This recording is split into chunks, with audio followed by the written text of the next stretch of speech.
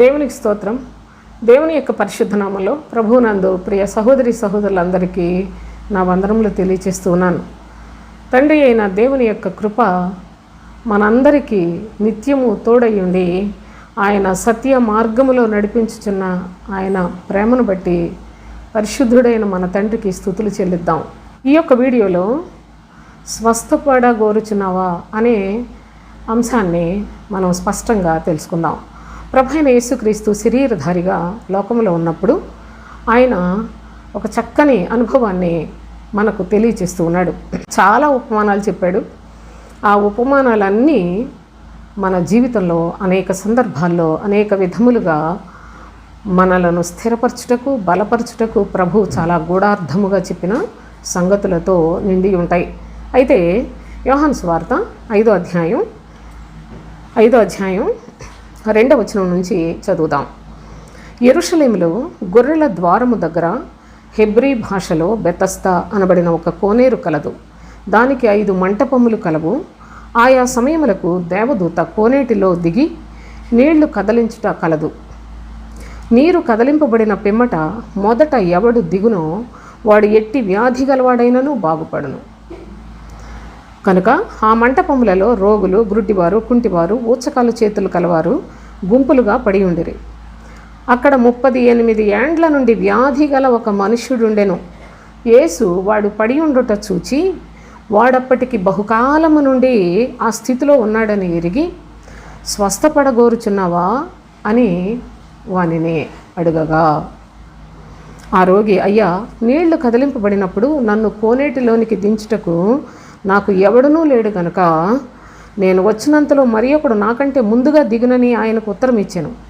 ఈ యొక్క వ్యక్తి పరిస్థితిని మీరు గమనించినట్లయితే ఇతను చాలా కాలము నుండి వ్యాధిగ్రస్తుడుగా ఉన్న ఒక రోగిగా ఉన్నాడు, బలహీనుడిగా ఉన్నాడు.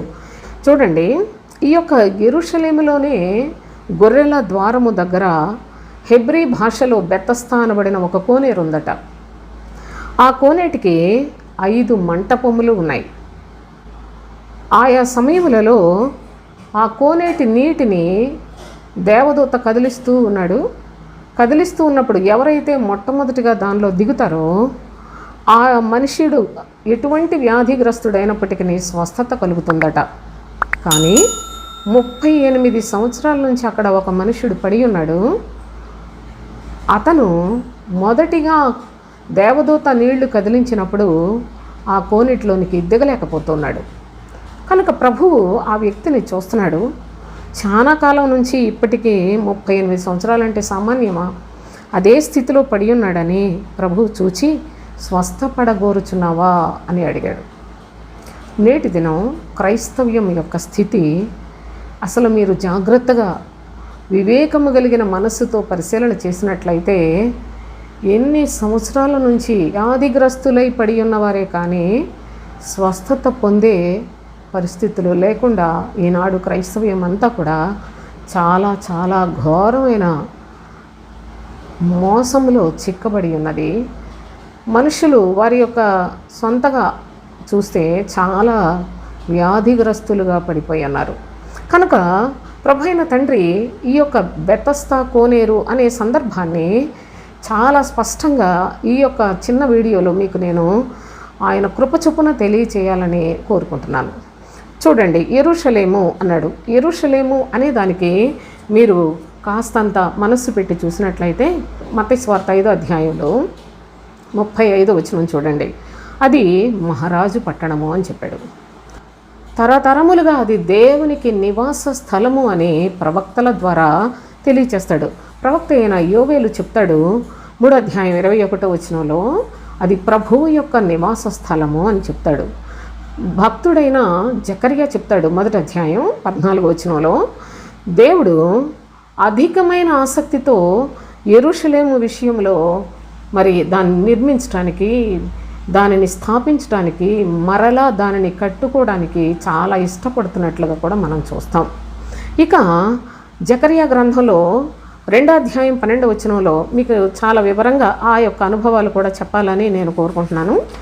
మరియు తమకు స్వాస్థ్యమని యెహోవా ప్రతిష్ఠితమైన దేశములో యూదాను స్వతంత్రించుకొనును, యెరూషలేమును ఆయన ఈకను కోరుకొనును.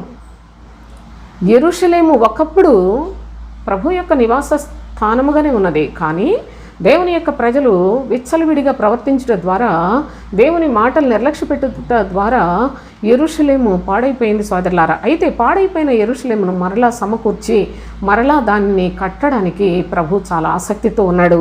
అంతేకాకుండా 3వ అధ్యాయం 2వ వచనంలో కూడా చెప్తాడు, సాతాను యెహోవా నిన్ను గద్దించును, యెరూషలేమును కోరుకొను యెహోవా నిన్ను గద్దించును అంటాడు. సృష్టి ప్రారంభం నుండి కూడా యుగ సమాప్తి వరకు దేవుని యొక్క ఉద్దేశము మార్పు చెందదు. అయితే కాలములు సమయములు విభాగించి ఏ కాలములో ఏది జరిగించాలో జరిగిస్తూ వచ్చాడు మన తండ్రి అయిన దేవుడు. ఈ యొక్క అనుభవాన్ని మీరు గమనించినట్లయితే యెరూషలేమును కోరుకొను యెహోవా అన్నాడు. సృష్టి ప్రారంభంలో యెరూషలేం ఎక్కడుంది అంటే యెరూషలేం లేదు. సృష్టి ప్రారంభంలో ఏదైనా మనము మనుషుడు తయారు చేయడం, మట్టి నుండి తయారు చేయబడటం, ఈ సంగతులతోటి ప్రారంభించినట్లు మనకి కనిపిస్తుంది. కానీ నేను అంటున్నాను, దేవుని సంకల్పము అనే దేవుని యొక్క ఆలోచన, ఈ ప్రవక్తలు అనేక సందర్భాల్లో దేవుని యొక్క ఉద్దేశాన్ని తెలియచేశారు. అయితే స్పష్టముగా అపోస్తలుల ద్వారా తెలియచేశాడు. అయితే ప్రభు యెరూషలేమును కోరుకునే అలాంటి స్వాస్థ్యమైన దేవునికి నివాసమైన యెరూషలేములోనే ప్రభు తన యొక్క ఉద్దేశాన్ని స్థాపించాడు, స్థిరపరిచాడు, పరిపూర్ణం చేశాడు సోదరులారా. కనుక దేవుని యొక్క లేఖనాలు మీరు విస్తారంగా చదివితే ఈ సంగతులు చాలా చాలా మధురమైన సంగతులు. ఎందుకంటే ప్రభువు తన యొక్క నివాస స్థానముగా ఎంచుకొనిన యెరూషలేము విషయంలో ఆయన దాన్ని కోరుకొనిన లేకపోయినట్లయితే ఆ యొక్క యెరూషలేం అంటే ఆ పట్టణాన్ని, ఆ యొక్క ప్రదేశమే కాదు, తన యొక్క జనులకు స్వాస్థ్యమై ఉన్న దావీదు పట్టణము లేకపోయినట్లయితే యూదయ దేశపు బెత్లెహేము, యూదా ముఖ్య పట్టణము యెరూషలేమే. యూదా దేవుడు కోరుకొనిన ఆయన యొక్క ఇష్టమైన వనము, జనము కూడా సోదరులారా. కనుక దేవుని యొక్క నామంలో మీరు గమనించినట్లయితే అలాంటి యెరూషలేము అనే ఈ యొక్క స్థలములో దేవుని యొక్క ప్రియకుమారుడైన యేసుక్రీస్తు అను గొర్రెల ద్వారము కూడా ఏర్పాటు చేయబడిన ఈ యొక్క అనుభవాన్ని మీరు గమనించినట్లయితే మనము చదువుకుంటున్న భాగంలో యెరూషలేములో గొర్రెల ద్వారము దగ్గర అన్నాడు. గొర్రెల ద్వారం ఎవరండి? ప్రభువు కాదా? గొర్రెలు పోవు ద్వారమును నేనే అని యోహాను సువార్త 10వ అధ్యాయంలో 8వ వచనం చూడండి. గొర్రెలు పోవు ద్వారమును నేనే అన్నాడు. గొర్రెలకు మంచి కాపరి ఆయనే. గొర్రెల కొరకు ప్రాణం పెట్టిన కాపరి కూడా మన ప్రభు అయిన క్రీస్తు యేసే.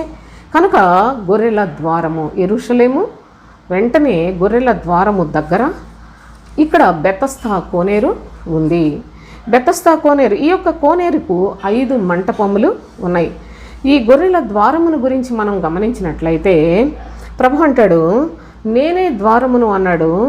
ఇంకా చెప్తాడు, ద్వారము అంటే క్రీస్తే. ఇరుకు ద్వారమున ప్రవేశింప పోరాడుడి అన్నాడు. ఎక్కడుందండి ఇరుకు ద్వారం? సరే, మనం ప్రవేశిద్దాం. చాలా మంచి నిర్ణయం తీసుకొని నా ప్రభు చెప్పాడు ఇరుకు ద్వారములో ప్రవేశించండి అని. కాబట్టి నేను ప్రవేశించాలి ఎలాగైనా అనుకుంటున్నాం. ఎక్కడుంది ఇరుకు ద్వారం? అది తెలియచేసిన వారు అసలు ఎక్కడున్నారు? ఇరుకు ద్వారము అనగా క్రీస్తును పోలి జీవించే పద్ధతి. ఇరుకు ద్వారములో ప్రవేశింప పోరాడుడి అంటే క్రీస్తును పోలి జీవించండి. అదియే మీకు నిత్య జీవాన్ని ఇస్తుంది, పరలోక రాజ్యంలో ప్రవేశాన్ని సమృద్ధిగా కలుగు చేస్తుంది అని ప్రభు చెప్పాడు. ఆ మాట ఆయనంత సీరియస్గా అసలు మీరు ఆలోచించండి, ఎంత చక్కగా రహస్యంగా చెప్పాడో చూడండి. గొర్రెలు పోవు ద్వారము నేనే అంటే ప్రజలు ఏమనుకుంటారు? గొర్రెలేంటి, ద్వారం ఏంటి అని అసలు ఎక్కడ అర్థమవుతుంది? కానీ గొర్రెల వంటి నా ప్రజలు, మీరు నడుచుకొనవలసింది నన్ను పోలి మాత్రమే. గొర్రెలు పోవు ద్వారమును నేనే అంటే దాని అర్థం నన్ను పోలి మీరు జీవించండి అని అర్థం. ఇరుకు ద్వారమున ప్రవేశింప పోరాడుడి అంటాడు. చాలామంది ప్రవేశించాలనుకుంటారు, కానీ వారి వల్ల కాదు అని చెప్పాడు. విశాల మార్గంలో చాలామంది వెళ్ళిపోతారు. అందరూ దేవుని నమ్ముకుంటారు, దేవుని నమ్ముకున్న తర్వాత ప్రజలందరూ కూడా స్వేచ్ఛగా బ్రతకటానికి, వారి వారి కోరికలు ఇష్టాలు నెరవేర్చుకోవటానికి దేవుని ఉపయోగించుకుంటున్నారు. కానీ కొద్దిమంది మాత్రమే ప్రభువును పోలి జీవించాలి అనే విశ్వాస్యతతో సృష్టి ప్రారంభము నుండి కూడా దేవుని చిత్తమును నెరవేర్చువారే దేవుని యొక్క ప్రజలు. సోదరులారా, జగత్తు పునాది వేయక మునుపే క్రీస్తు ఉన్నాడు. ఆ క్రీస్తులో చాలామంది నిత్య జీవం పొందటానికి తండ్రి ఏర్పాటు చేసుకొని ఉన్నాడు. ఈ ఏర్పాటులు అందరికీ కాదండి, చాలా కొద్ది మందికే అనే సత్యం పరిశుద్ధ గ్రంథమే తెలియచేస్తుంది. ప్రవక్త అయిన యెషయా ఏమని చెప్తాడంటే, ఒక్క మాట చదువుకొని మనం ముందుకు వెళ్ళిపోదాం. యెషయా గ్రంథం 26వ అధ్యాయం 2వ వచనం చూడండి.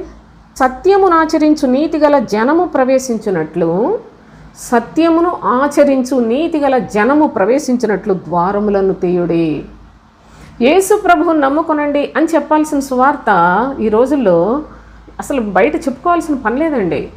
ఎందుకంటే యేసు ప్రభువుని ఆటోమేటిక్గా అందరూ నమ్ముకుంటున్నారు. అది ప్రభువే చాలామందికి ఏదో విధంగా ప్రభువుని నమ్ముకునేలా చేస్తున్నాడు. కానీ ప్రభువుని నమ్ముకున్న తరువాత జరగరాని మోసాలన్నీ జరిగిపోతున్నాయి. అనగా చాలామంది ప్రభువుని నమ్ముకున్న ప్రజలను మోసం చేయడానికే సాతాను వాడి మనుషులను లోకంలో అసలు దింపేసిందండి. అంటే అబద్ధ బోధకులను విస్తరింపచేసింది. అబద్ధ బోధకులు విస్తారంగా ఉన్నారు. సత్యమును ఆచరించే నీతి కలిగిన ప్రజలను తయారు చేయలేరు ఈ దొంగ బోధకులు, అబద్ధ బోధకులు. వీళ్ళు చెప్పేయన్నీ శరీర సంబంధమైన మాటలు, లోక సంబంధమైన మాటలు. కానీ ప్రభు అయిన క్రీస్తు ఆయన ఏమంటున్నాడంటే, సత్యమును ఆచరించేవాళ్ళు నీతి కలిగిన ప్రజలై ఉంటేనే వారి కొరకు ద్వారములు తీయమంటున్నాడు. కనుక ఎవరు పడితే వాళ్ళు ఈ ద్వారంలో ప్రవేశించటం సాధ్యమయ్యేది కాదు. సోదరులారా, వారు సత్యమును అన్వేషించి నీతిగా బ్రతికి, నీతి కొరకే, నీతి అనేది ఆత్మ సంబంధమైన భాష, సత్యము అనేది క్రీస్తుకు సంబంధించిన భాష. మరి ఎన్ని విధాలుగా నేను ప్రజలు ఏ విధము చేతనైనా క్రీస్తు వైపు నిదానించి చూడాలి, క్రీస్తును హృదయంలో చేర్చుకోవాలి, క్రీస్తు రాజ్యమునకు సిద్ధపడాలని ఎంతో ఆశతో అనేకమైన లేఖనాలు నేను మీకు తెలియచేస్తున్నాను. సోదరులారా, దయచేసి గమనించండి. ఇక్కడ ప్రభు అయిన యేసుక్రీస్తు శరీరధారిగా ఉన్నప్పుడు యెరూషలేములో గొర్రెల ద్వారము దగ్గర ఒక కోనేరు ఉంది. ఆ కోనేరుకు 5 మంటపములు ఉన్నాయి అని చెప్పాడు. ఇంతకీ ఈ యొక్క యెరూషలేము గురించి మనం తెలుసుకున్నాం, గొర్రెల ద్వారము అంటే కూడా మనం తెలుసుకున్నాం. ఇక బెతస్దా కోనేరు అనే ఈ యొక్క అనుభవాన్ని చూసినట్లయితే చూడండి 3వ వచనంలో, ఆయా సమయములకు దేవదూత కోనేటిలో దిగి నీళ్లు కదిలించుట కలదు అన్నాడు. ఆయా సమయములకు ఉదయము సాయంత్రం అని చెప్పలేదు, లేకపోయినట్లయితే పగటి వేళ తీస్తూ ఉంటారని చెప్పలేదు. ఆయా సమయములకు దేవదూత కోనేటిలో దిగి నీళ్లు కదిలిస్తూ ఉంటుందట. ఏ సమయంలో కదిలిస్తాడో ఆ దేవదూత తెలియదు. ఏ సమయంలో ఎదురు చూస్తూ కాచుకొని కూర్చొని ఏ సమయంలో కదిలిస్తాడో గబాల్మని అందులో దిగి నేను బాగుపడాలి అనుకునే పరిస్థితులు రోగులకి అందరికీ కూడా ఉండదు. సోదరులారా, గమనించండి మీరు ఇక్కడ. ఆయా సమయములకు దేవదూత కోనేటిలో దిగి నీళ్లు కదిలించుట కలదు. నీరు కదిలింపబడిన పిమ్మట మొదట ఎవడు దిగునో వాడు ఎట్టి వ్యాధి గలవాడైనను బాగుపడను. ఈ విచిత్రాన్ని చూడండి. మొట్టమొదట దిగిన వాడికే స్వస్థత కలుగుతుందట. మొదటిగా ఎవరు దిగితే దేవదూత నీళ్లు కదిలిస్తాడట. కదిలించగానే మొదట ఎవరు దిగితే వాళ్ళు మాత్రమే స్వస్థపరచబడతారట. అయితే అక్కడ ఎవరెవరు ఉన్నారు చూడండి.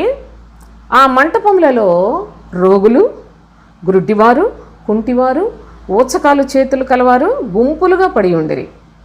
రోగులు, అన్ని రోగాలు ఉన్నవాళ్ళు ఉన్నారు. గుడ్డివారు, అసలు కళ్ళే లేని వాళ్ళు, కుంటివారు ఉన్నారట.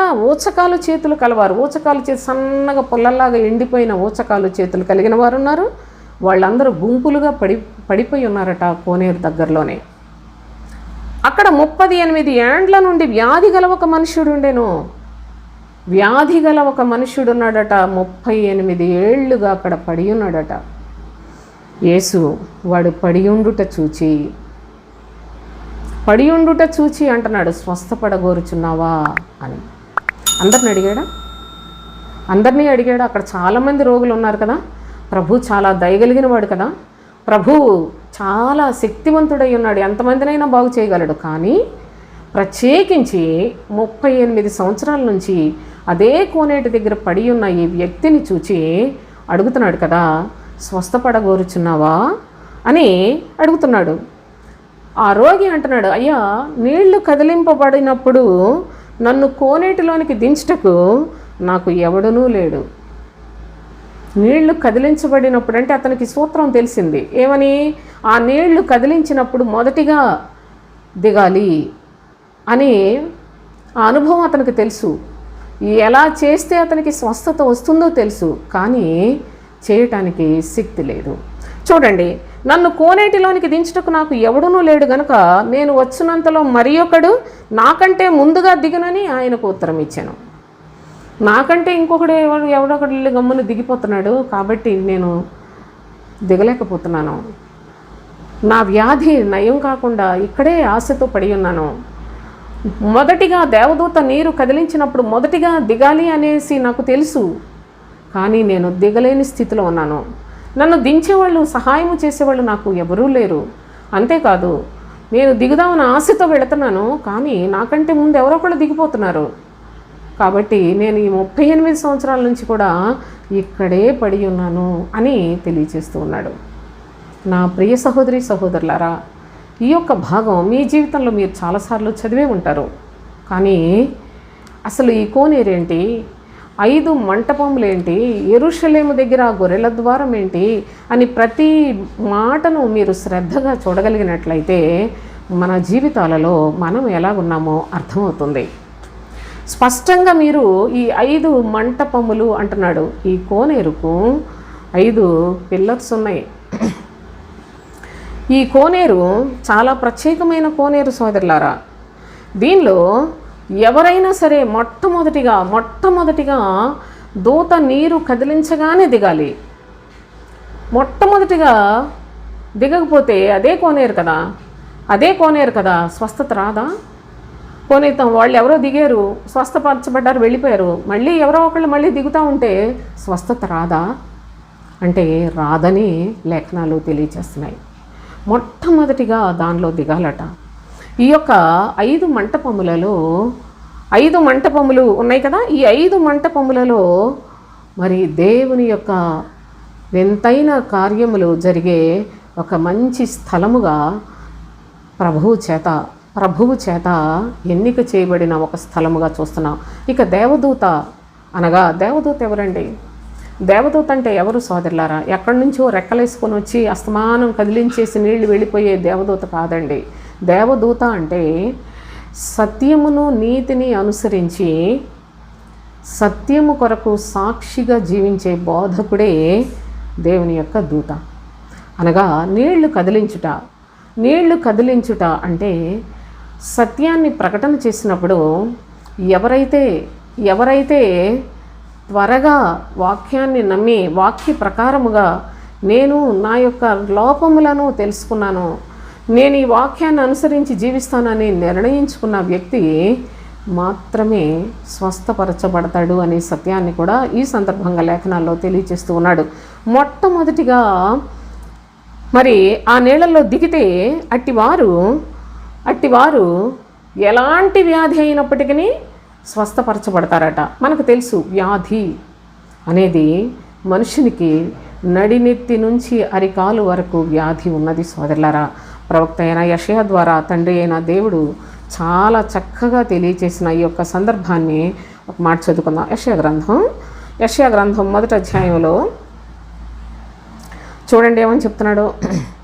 5వ వచనం, నిత్యము తిరుగుబాటు చేయొచ్చు, మీరేలా ఇంకనూ కొట్టబడుదురు. ప్రతివాడు నడినెత్తిని వ్యాధి కలిగి ఉన్నాడు, ప్రతివాని గుండె బలహీనమయ్యను, అరకాలు మొదలుకొని తల వరకు స్వస్థత కొంచెమైననూ లేదు. మానవుని యొక్క హృదయము, మానవుని యొక్క మనసు ఎంత వ్యాధితో ఉన్నాయో తెలుసుకున్నట్లయితే చాలా మంచిది. ఈనాడు అది తెలియకే మనుషులకు మారు మనసు రాదు, దేవుని యొక్క మాటలు వారి హృదయంలోనికి వెళ్ళవు. ఈ యొక్క వ్యాధితో బాధపడుచున్న వ్యక్తి 38 సంవత్సరాల నుంచి తాను అదే వ్యాధితోనే ఉన్నాడు. అనగా వాడికి స్వస్థత లేదు, కొంచెమైనా స్వస్థత లేదు. నడినెత్తి నుంచి అరికాలు వరకు కూడాని వ్యాధితో ఉన్నాడు. సరే, దైవజనుడు దేవుని యొక్క మాట చెప్పగానే ఆ మాటను వింటున్నాడు, ఆశిస్తూ ఉన్నాడు, మారిపోవాలనుకుంటున్నాడు. కానీ తన శక్తి సరిపోవటం లేదు, తనను దించేవారు లేరు.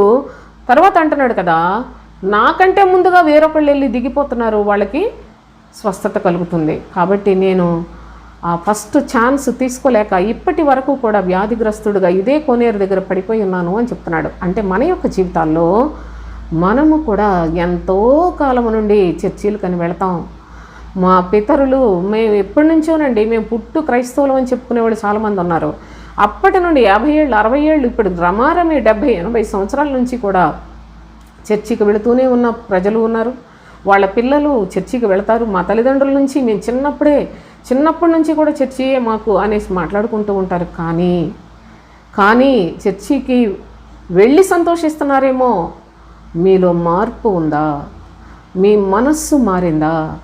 మీ యొక్క మనసులో దేవుని యొక్క వాక్యము నిలిచి ఉంటుందా సోదరులారా? వాక్యానుసారముగా జీవిస్తున్నారా? మీరు నీతి కలిగిన ప్రవర్తనతో సత్యమును ఆచరించే ప్రజలుగా జీవిస్తున్నారా? క్రీస్తును పోలి జీవిస్తున్నారా? గమనించండి.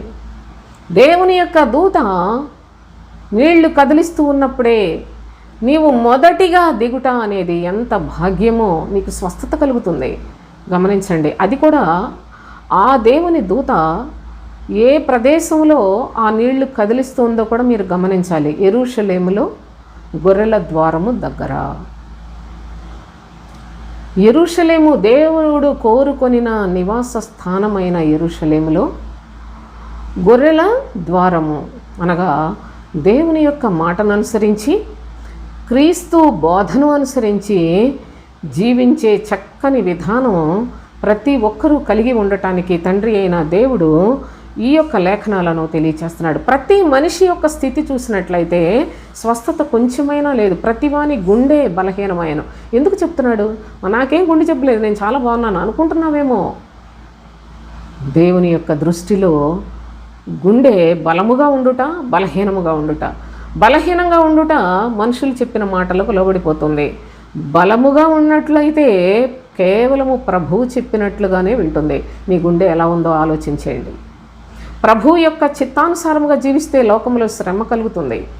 ప్రభు యొక్క చిత్త ప్రకారంగా జీవిస్తే, ఆయనకు సిలువ వేశారు, మనకు కూడాను శ్రమయే కలుగుతుంది. అవమానము, నింద, దూషణ, బాధయే కలుగుతుంది సోదరులారా. ఎవరు మెచ్చుకోరు, ఎవరు ప్రేమించరు, ఎవరు స్నేహించరు.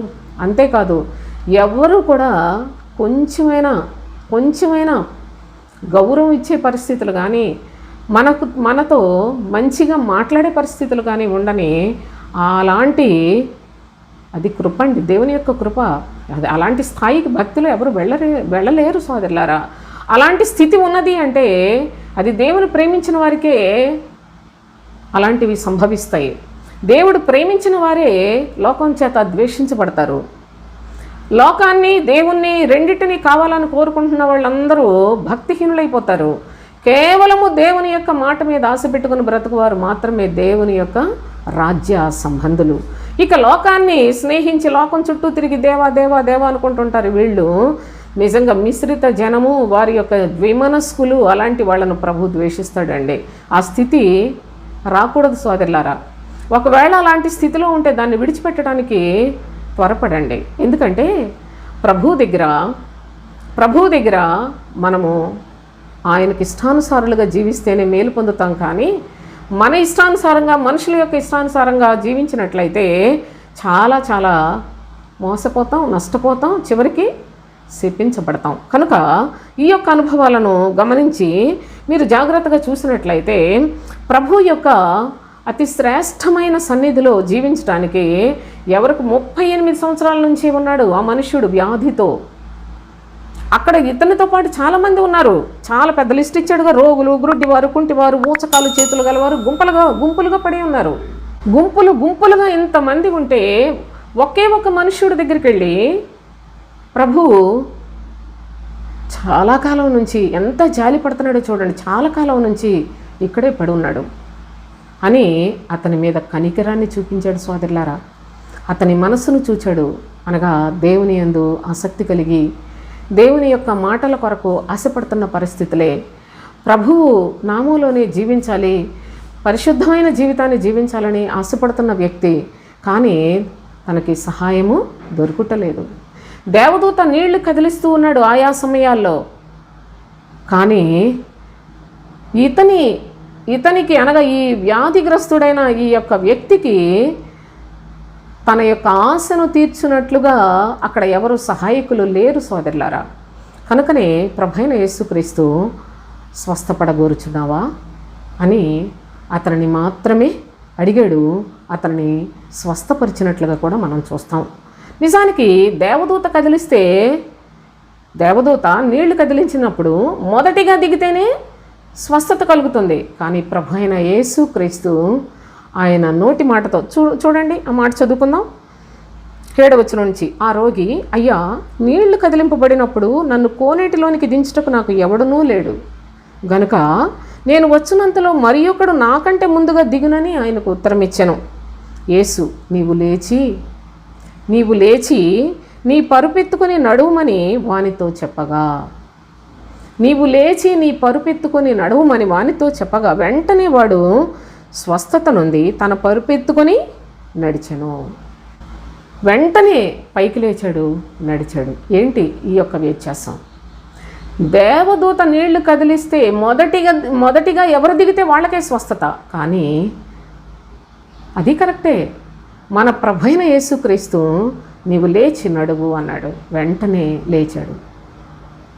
నా ప్రియ సహోదరి సహోదరులారా, 38 సంవత్సరాల నుంచి వ్యాధిగ్రస్తుడుగా ఉన్న వ్యక్తి ఇతనితో నాకెందుకులే, ఇంకెన్నాళ్ళు బతుకుతాడు, చచ్చేవాడే కదా అని ఆ విధంగా ఏమైనా ఆలోచించాడా ప్రభు? మనుషులైతే రకరకాలుగా వారి యొక్క జీవితాల్లో మనుషులకి ప్రాధాన్యతనిస్తారు.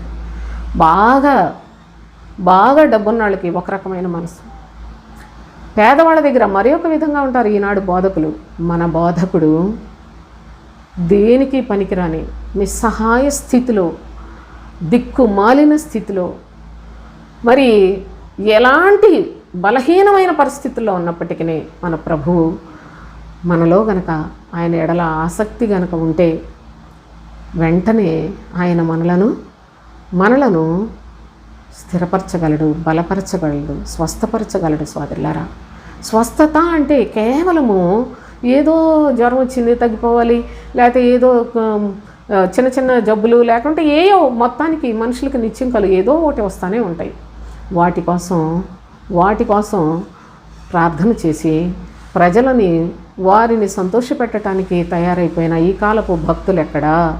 పరలోకపు తండ్రి చూపించే యొక్క ప్రేమ ఎక్కడ? సోదరులారా, మీరు లేఖనాలు చాలా లోతైన అనుభవంలోనికి వెళ్ళాలి.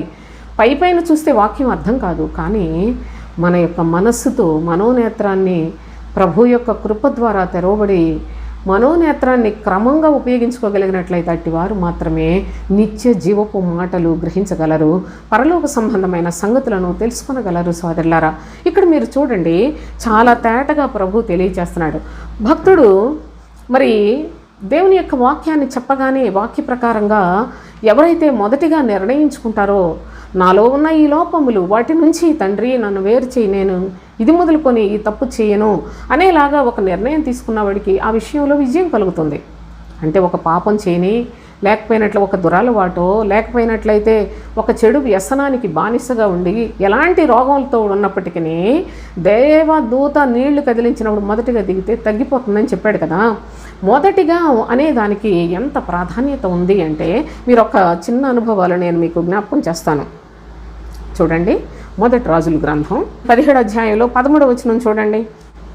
అప్పుడు ఏలియా ఆమెతో ఇట్లా, నేను భయపడవద్దు, పోయి నీవు చెప్పినట్లు చేయము. అయితే అందులో నాకొక చిన్న అప్పము మొదట చేసి నా యొద్దకు తీసుకుని రమ్ము, తరువాత నీకును నీ బిడ్డకును అప్పములు చేసుకొనుము అన్నాడు. అసలే కరువు కాలం, ఎక్కడ ఏది లేదు. ఆ స్త్రీ విధవరాలైన యొక్క స్త్రీ, ఆమె అంటుంది కదా, అది కూడా సారేపతు విధవరాలు. సారేపతి విధవరాలు అయ్యుండి ఈమె అన్యురాలు. ప్రభువైన యేసయ్య చాలా చక్కగా చెప్పాడు, ఈమె అన్యురాలు. ఎలాగూ ఇజ్రాయేలీలో విధవరాలు ఎంతోమంది ఉన్నారు, కానీ సారేపతిలో ఉన్న ఆ యొక్క విధవరాలు ఇంటికే వెళ్ళమని దేవుడు ఎందుకు ఏలియా ప్రవక్తను పంపించాడు అంటే, ఆమె అంత మంచి స్వభావము, శుద్ధ హృదయం కలిగిన స్త్రీ కనుకనే అక్కడికి పంపించాడు. చూడండి, గమనించండి, ఈ అసలు అంత కరువు కాలంలో ఏది లేని జనాలందరూ విపరీతంగా కరువుతో చచ్చిపోతున్న పరిస్థితులు. అసలు అక్కడ పైన ఒక మాట చెప్తాడు, చూడండి, చదువుకుందాం. ఎవని సన్నిధిని నేను నిలువబడి ఉన్నానో, ఇజ్రాయెల్ దేవుడైన యెహోవా జీవముతోడు నా మాట ప్రకారము గాక ఈ సంవత్సరములలో మంచైనను వర్షమైనను పడదని ప్రకటించాను. అసలు మంచు కానీ వర్షం కానీ పడదని చెప్పాడు. చాలా అందరూ కరువుతోటి ఉన్నారు. అలాంటి సందర్భంలో ఇదంతా మీకు తెలుసు కనుక మామూలుగా నేను ఈ ఒక మాటే చెప్తాను సోదరులారా. చూడండి, ఇక్కడ అంటున్నాడు కదా, భయపడవద్దు, పోయి నీవు చెప్పినట్లు చేయము. అయ్యా, నా దగ్గర కొంచెం పిండి చాలా తక్కువ ఉంది, ఈరోజు నేను నా కుమారుడు తినీక చచ్చిపోవడం, మా దగ్గర ఇంకేం లేదంటే ప్రవక్త ఆమెతో అంటున్నాడు, సరేనమ్మా అలాగే, కానీ మొదటిగా నీ వెళ్ళి నాకు ఒక చిన్న అప్పం చేసి తీసుకురా అంటున్నాడు. ఉందే అసలు ఆ కొండలో ఆ పిండి చాలా చాలా తక్కువ ఉంది, ఇంక ఏమీ లేదు, ఆ వాళ్ళకి ఆధారం ఏమీ లేదు. అలాంటి పరిస్థితుల్లో మొదటిగా నాకు చేసుకొని రమ్మంటాడు ఏంటి ఈయన అని ఆవిడికి కొంచెం బాధ కలగాలి. పరిస్థితి అంత దయనీయమైన పరిస్థితులు ఉన్నారు కనుక నీవు మొదటిగా నాకు చేసుకొని తీసుకురా, ఆ తర్వాత నీవు నీ బిడ్డ రొట్టెలు చేసుకొని తినొచ్చు అంటూ భూమి మీద యెహోవా వర్షము కురిపించే వరకు ఆ తొట్టిలో ఉన్న పిండి తక్కువ కాదు, బుడ్డిలో నూనె అయిపోదని ఇశ్రాయేలు దేవుడైన యెహోవా సెలవిచ్చి ఉన్నాడని ప్రవక్త అయిన ఏలియా మాట వినింది సోదరులారా. మళ్ళీ ఎప్పుడు దాకా వర్షం వస్తుందో అప్పటి వరకు నీకు నీ బిడ్డకు పిండి కానీ నూనె కానీ ఏమాత్రం తక్కువ కాదు అని ఎంత చక్కని ఒక మంచి మరి సహాయాన్ని ప్రవక్త ద్వారా దేవుడు ఆమెకు అందిస్తూ ఉన్నాడో మీరు దయచేసి ఈ యొక్క భాగాన్ని అంతా చదువుకుంటే తెలుస్తుంది. అయితే ఆ మాట ఇశ్రాయేలు దేవుడని యెహోవా సెలవిచ్చుచున్నాడని చెప్పగానే అంతటా ఆమె వెళ్ళి ఏలియా చెప్పిన మాట చొప్పున చేయగా అతడును ఆమెయు ఆమె ఇంటి వారును అనేక దినములు భోజనము చేయిచూ వచ్చిరి. మొదటిగా ప్రవక్తకు ఇవ్వడం ద్వారా ఆమె యొక్క విధేయత, ఉన్న కొంచెం అతనికి రొట్టె చేసేస్తే మేమేం తింటాం అలాంటి ముఖం తెలియని వ్యక్తి, ఎవరో తెలియదు, ఒక ప్రవక్త దేవుని దైవజనుడని గ్రహించింది. కానీ ఆమె అలాంటి పరిస్థితిలో కూడా దేవుని మాటను నమ్మి ప్రవక్తకు మొదటిగా ఒక రొట్టె తీసుకొని ఇచ్చి తాను ఏ విధంగా పోషించబడిందో చాలా చక్కగా చెప్తాడు. ప్రభువైన యేసుక్రీస్తు మొట్టమొదటిగా దేవుని యొక్క దూత కదిలించిన నీళ్లతో స్వస్థతను కలుగు చేసిన అనుభవాన్ని ఇక్కడ మనం చూస్తున్నాం. కానీ ఆయనే ప్రత్యక్షంగా ఆ కోనేరులోకి దిగటానికి వీలు కాని వ్యక్తికి అప్పటికప్పుడు స్వస్థత కలుగు చేసి, దానికి సమయం లేదు, లేకపోయినట్లయితే ఆయన ఇప్పుడెవరు చేస్తారు అని కానీ, ఎన్నాళ్ళ దాకా ఇక్కడ ఎందుకున్నామని కానీ, ఎన్నాళ్ళలో ఇంతవరకు నీకు స్వస్థత రాలేదు అంటే మరి నీ స్థితి ఏంటి అని కానీ ఏది మాట్లాడకుండా ప్రభువైన తండ్రి ఆయన జాలి చూపించి అప్పటికప్పుడే స్వస్థత కలుగు చేసినట్లుగా మనం చూస్తున్నాం. దేవుని యొక్క కార్యములు భలే వింతగా ఉంటాయి సోదరులారా. ప్రభువు ఈ బెతస్తా కోనేరు ఈ యొక్క సందర్భంలో ఈ వ్యాధిగ్రస్తుడు ఒక్కడే, అతనికి మాత్రమే స్వస్థత కలిగించాడు అంటే కేవలము దేవుని యొక్క ప్రేమ మనుషుల యొక్క మనస్సులను పరీక్షిస్తుంది అనేది కూడా గమనించండి. మార్కు సువార్త 6వ అధ్యాయం 56వ వచనం చూడండి. గ్రామముల్లోనూ పట్టణములలోనూ పల్లెటూళ్ళలోనూ ఆయన ఎక్కడెక్కడ ప్రవేశించానో అక్కడి జనులు రోగులను సంత వీధులలో ఉంచి వారిని ఆయన వస్త్రపు చెంగు మాత్రము ముట్టనిమ్మని ఆయన్ను వేడుకొని చుండిరి. ఆయనను ముట్టిన వారందరూ స్వస్థత నొందిరి అని తెలియచేస్తూ ఉన్నాడు. అంతేకాకుండా ఈ యొక్క రోగులు వీళ్ళ యొక్క అనుభవాలు మత్తయి సువార్త 4వ అధ్యాయంలో కూడా ఒక మాట మనం చదువుకుందాం. చూడండి, మత్తయి సువార్త 4వ అధ్యాయం 23వ వచనం చదువుకుందాం. యేసు వారి సమాజ మందిరంలో బోధించుచు దేవుని రాజ్యమును గూర్చిన సువార్తను ప్రకటించుచు ప్రజలలో ప్రతి వ్యాధిని, ప్రజలలో ఉన్న ప్రతి వ్యాధిని, రోగమును స్వస్థపరచుచు గలిలయ ఎందంతటా సంచరించెను. ఎక్కడికక్కడ ప్రభు ఎక్కడుంటే అక్కడ రోగులు, మరి నానా విధాలైన వ్యాధిగ్రస్తులు అందరూ కూడా తిరుగుతూనే ఉన్నారు. ఈ యొక్క కోనేరు దగ్గర రోగులు ఉన్నారు, గ్రుడ్డివారు ఉన్నారు. గ్రుడ్డివారు అని మత్తయి సువార్త చూడండి 20వ అధ్యాయంలో ఒక మాట చదువుకుందాం, 29వ వచనం నుంచి. వారు యెరికో నుండి వెళ్ళుచుండగా బహు జనసమూహపు ఆయన వెంట వెళ్ళెను. ఇదిగో త్రోవ ప్రక్కన కూర్చున్న 2 గ్రుడ్డివారు యేసు ఆ మార్గమున వెళ్ళుచున్నాడని విని, ప్రభువా దావీదు కుమారుడా మమ్మను కరుణింపుమని కేకలు వేసిరి. చివరకు ప్రభువు వారిని స్వస్థపరిచినట్లుగా మనం చూస్తున్నాం సోదరులారా. ప్రస్తుత కాలంలో అప్పుడు ఆయన శరీరధారిగా ఉన్నప్పుడు చేశాడు అనుకుంటున్నాం. మరి మనకి ఇప్పుడేంటి? ఇప్పుడు మన ప్రభు ఉన్నట్లయితే ఎంత బాగుండని మీరు అనుకుంటున్నారేమో. అప్పటికన్నా ఇంకా బలమైన కార్యాలు చేయడానికి ప్రభు మనతో ఉన్నాడు, మన మధ్యలో ఉన్నాడు సోదరులారా. కానీ ఇప్పుడు గ్రుడ్డితనం ఏంటో తెలుసుకున్నటయే చాలా చాలా విలువైన అంశం.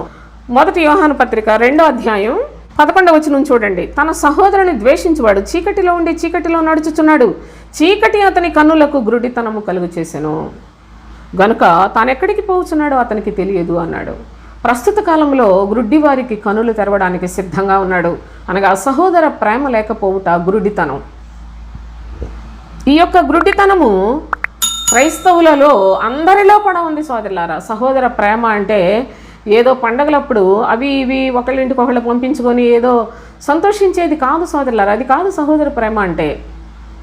నా ప్రభువు నన్ను రక్షించినట్లు, నా ప్రభువు నాకు నా ఆత్మకు మేలు చేసినట్లు నేను కూడా కొందరికైనా మేలు చేయాలి, కొంతమందికైనా క్రీస్తును చూపించగలిగి ఉండాలనే మనస్సు సహోదర ప్రేమ అక్కడ కనిపిస్తుంది.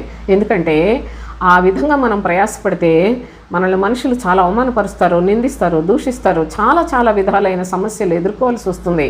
అయినప్పటికీ ప్రేమ దీర్ఘకాలము సహించి ఒక ఆత్మ విలువ తెలుసుకుంటుంది కనుక ఒక ఆత్మ కొరకు ఎన్ని శ్రమలైనా ఎన్ని బాధలైనా పడటానికి ప్రాణం పెట్టేది ప్రేమ సోదరులారా. కనుక ప్రేమ లేనివాడు గ్రుడ్డివానితో సమానమేననే అనుభవాన్ని కూడా లేఖనాల్లో మనం చూస్తాం. కొరింథీయులకు రాసిన 2వ పత్రిక 4వ అధ్యాయంలో కూడా ఈ యొక్క అనుభవాన్ని, గ్రుడ్డితనం గురించి, ఈనాడు అందరూ కూడా గ్రుడ్డివారంటే మీకు కోపం రావచ్చు, కానీ ఇది సత్యం సోదరులారా. నేనంటలా ప్రభు చెప్తున్నాడు. కొరింథీయులకు రాసిన 2వ పత్రికలో చూడండి 4వ అధ్యాయం 4వ వచనం. దేవుని స్వరూపి అయ్యున్న క్రీస్తు మహిమను కనుపరుచు సువార్త ప్రకాశము వారికి ప్రకాశింపకుండు నిమిత్తము ఈ యుగ సంబంధమైన దేవత అవిశ్వాసులైన వారి మనోనేత్రములకు గ్రుడ్డితనము కలుగు చేసింది అన్నాడు. ఈ యుగ సంబంధమైన దేవత సాతాను అనే అంటలా, సాతాను మారు రూపంలో ప్రస్తుత కాలం యుగ సంబంధమైన దేవతగా పనిచేస్తుంది. ఈ యుగ సంబంధమైన దేవత ఏం చేస్తుందంటే, దేవుని నమ్ముకున్నాం, మేము దేవుని యొక్క పిల్లలం అనుకుంటున్న వారందరినీ కూడా గ్రుడ్డి వాళ్ళని చేస్తుంది.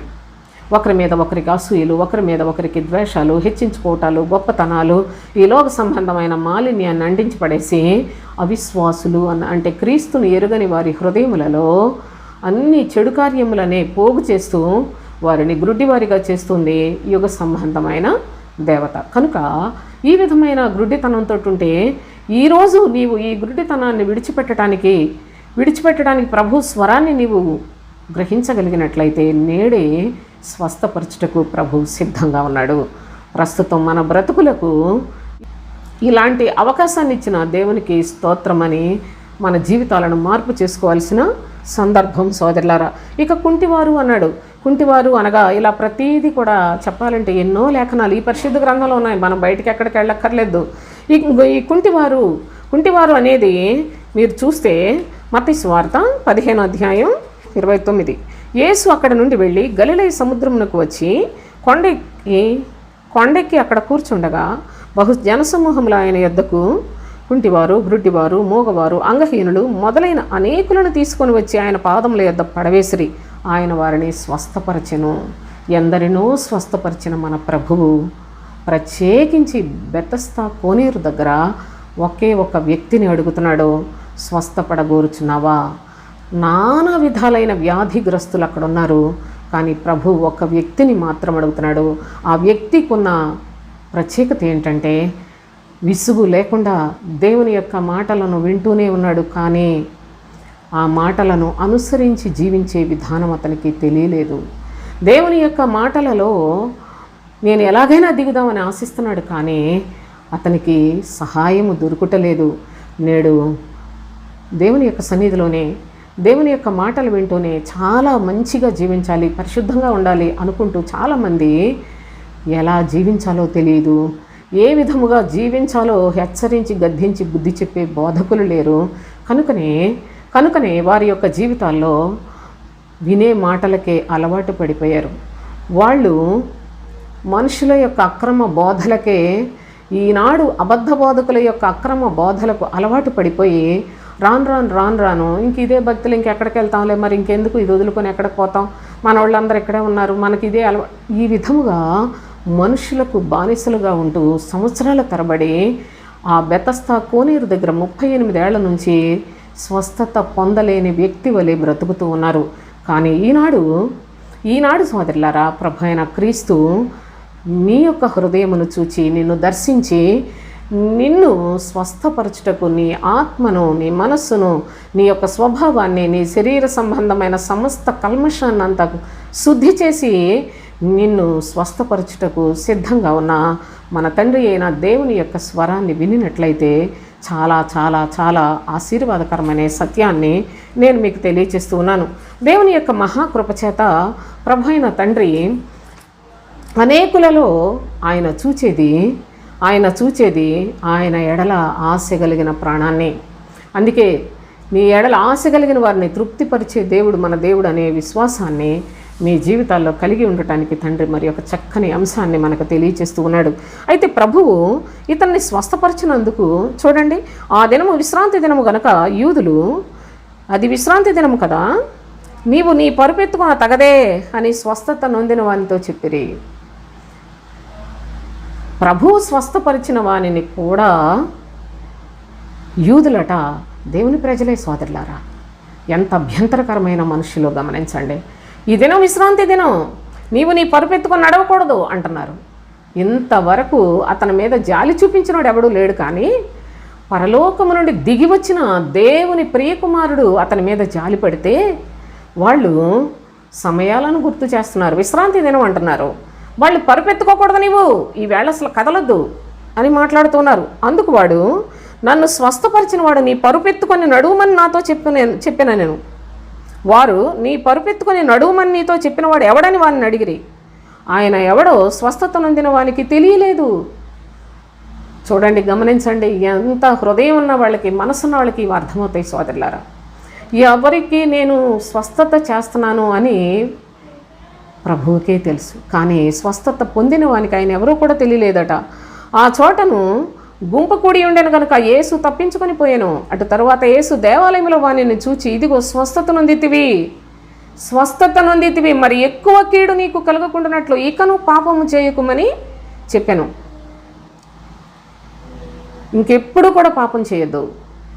నీవు స్వస్థత నొందావు, మరి ఎక్కువ కీడు వస్తుంది నువ్వు పాపం చేసినట్లయితే అని ప్రభువు మరలా అతనిని ఖండించి మాట్లాడినట్లుగా కూడా మరి ఎక్కువ కీడు నీకు వస్తుంది అంటాం. ఎంత హెచ్చరికండి అని ప్రభువు చెప్పాడు. ఆ తర్వాత వాడు వెళ్ళి తను స్వస్థపరిచిన వాడు యేసు అని యూదులకు తెలియచెప్పని ఈ కార్యములను విశ్రాంతి దినమున చేసినందుకు యూదులు యేసును హింసించిరి. నా ప్రియ సహోదరి సహోదరులారా, మన ప్రభువు మనలాంటి వారిని బాగు చేసినందుకు, స్వస్థపరిచినందుకు లోకం తట్టుకోలేకపోతుంది. అక్రమ బోధకులు తట్టుకోలేకపోతున్నారు, అక్రమ క్రైస్తవులు కూడా తట్టుకోలేకపోతున్నారు. ఎందుకంటే వారి యొక్క జీవితాలలో చూసి సహించలేరు. మాకన్నా పెద్ద భక్తి ఉందిలే నీకు, మాకు తెలియదేటి నీ సంగతి అని చాలా చులకనగా మాట్లాడే పరిస్థితులు. మనలను బాగు చేసినందుకు ప్రభువుని హింసిస్తున్నారు, బాగుపడినందుకు మనలను బాధ పెడుతూ ఉన్న పరిస్థితులు సమాజంలో జరుగుతాయి. యూదులే ఆ యొక్క స్వస్థత పొందిన వ్యక్తిని అడ్డుకుంటూ ఉన్నారు. యూదులే ప్రభువును హింసిస్తూ ఉన్నారు సోదరులారా. కనుక మనుషుల యొక్క మాటలు లక్ష్య పెట్టకండి, మనుషులను సంతోషపెట్టడానికి చూడకండి. అబద్ధికుల మాటలను వాటి నుంచి పారిపోండి సోదరులారా. వాళ్ళు శరీర సంబంధమైన బోధలు చెప్పి మిమ్మల్ని చంపేవారే కానీ మీకు మేలు జరగదు. అయితే ప్రభువు మన దగ్గరకు వచ్చి మనతో మాట్లాడుతున్నాడు, ప్రతి హృదయాన్ని తట్టుచున్నాడు, ప్రతి హృదయపు వాకిలి తట్టుచూ ఉన్నాడు. ఆయన తలుపు తట్టినప్పుడే నువ్వు తీసినట్లయితే ఎంత ధన్యురాలివి. మీ ధన్యతలను ప్రభువు మిమ్మలను ఆశీర్వాదానికి కారకులుగా చేయాలని చూస్తూ ఉంటే మన జీవితంలో మనం వాటిని పోగొట్టుకొని పనికి మాలిన మనుషుల మాటలు, పనికి మాలిన బోధలు, పనికి మాలిన ఆచార పద్ధతులకు బానిసలుగా బ్రతుకుతూ శరీరాన్ని సంతోషపెట్టుకుంటూ నష్టపోతున్నారేమో. జాగ్రత్త. ప్రభువైన యేసయ్య ఈ యొక్క బెతస్తా కోనేరు దగ్గర చేసిన ఈ యొక్క క్రియ, ఈ గొప్ప కార్యము ప్రతి వారికి సొంతముగా సంపాదించుకున్నట్లుగా ప్రభువుతో ఆయన యొక్క మనస్సు కలిగిన వారిగా మనం బ్రతకటానికి, మనం ఆయననే వెంబడించుటకు యెరూషలేములోనే ఉండి గొర్రెల ద్వారములోనే మనము ప్రవేశించు వారిగా నిత్య రాజ్యానికి వారసత్వాన్ని సంపాదించుకోవడానికి మనలను మనమే సిద్ధపరచుకోవాలి. ఇందులో సహకరించే వాళ్ళు ఎవరు ఉండరు సోదరులారా. ఆత్మ విషయం దగ్గరికి వచ్చేటప్పటికి ఎవరు సహకరించరు. అదే మీరు శారీరకంగా ఏ పిచ్చి పని చేసినా, పనికిమాలిన పని చేసినా, అసహ్యమైన పని చేసినా దానికి చాలామంది సహాయకులు ఉంటారు. కనుక మన తండ్రి మనకు సహాయకుడు. ఆయనే మన నడినెత్తి నుంచి అరికాలు వరకు ఉన్న రోగాలను బాగు చేయగలడు.